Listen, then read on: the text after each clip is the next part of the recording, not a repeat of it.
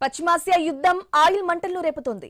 ప్రపంచ ఆయిల్ మార్కెట్లో కల్లోలం సృష్టిస్తోంది. భగ్గున మండిన ధరలతో ప్రపంచ దేశాలు ఉక్కిరిబిక్కిరవుతున్నాయి.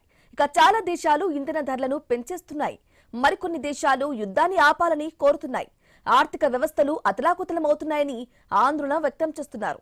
ఇరాన్ సుప్రీం లీడర్ గా ముస్తఫా ఖమీనీ ఎన్నిక కాగానే ఆయిల్ క్షేత్రాలను రవాణాను లక్ష్యంగా చేసుకుని ఇరాన్ తీవ్ర దాడులకు దిగటంతో కలవరం మొదలైంది. ఫలితంగా ఒక్కరోజే ముడి ఆయిల్ ధర బ్యారెల్కు $30 పైగా పెరిగింది.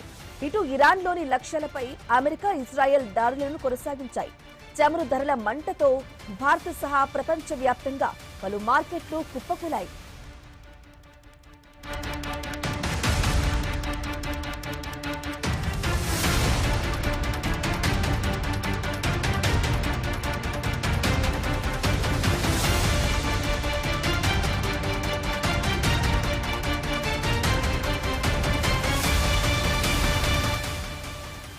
ఇక ఇటీవల అమెరికా, ఇజ్రాయెల్ దాడుల్లో మరణించిన ఆయతుల్లా అలీ ఖమీనీ వారసుడిగా ఆయన కుమారుడు ముస్తఫా ఖమీనీ ఎన్నిక కావడంతో పరిస్థితులు ఒక్కసారిగా మారిపోయాయి. తండ్రి కంటే ఆయన మరింత కఠినంగా వ్యవహరిస్తారని పేరుంది. ఆయనకు ఇస్లామిక్ రివల్యూషనరీ గార్డ్ కోర్తో బలమైన సంబంధాలు ఉన్నాయి. ముస్తఫా ఎన్నికయ్యారని తెలియగానే ప్రపంచ స్టాక్ మార్కెట్లు కుప్పకూలాయి. ముడి ఆయిల్ ధరలు ఆకాశాన్నంటాయి. ఇక నిన్న బ్యారెల్ ధర ఒక్క దశలో $119.5 చేరుకుంది. ఇది యుద్ధం ప్రారంభమైనప్పటితో పోలిస్తే 65% అధికం.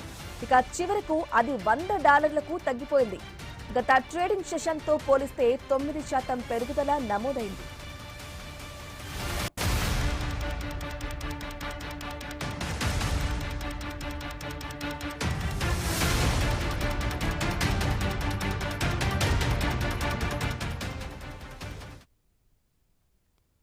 ఎనర్జీ వార్ దిశగా పశ్చిమాసియా యుద్ధం సాగుతోంది. క్రూడ్ ఆయిల్ పై ప్రపంచ దేశాలకు ఇరాన్ వార్నింగ్ ఇచ్చింది.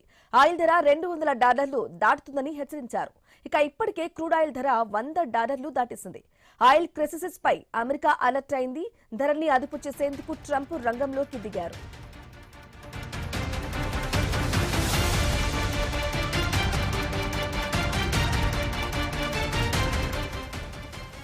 ఎనర్జీ వార్ దిశగా పశ్చిమాసియా యుద్ధం సాగుతోంది. క్రూడ్ ఆయిల్ పై ప్రపంచ దేశాలకు ఇరాన్ వార్నింగ్ ఇచ్చింది.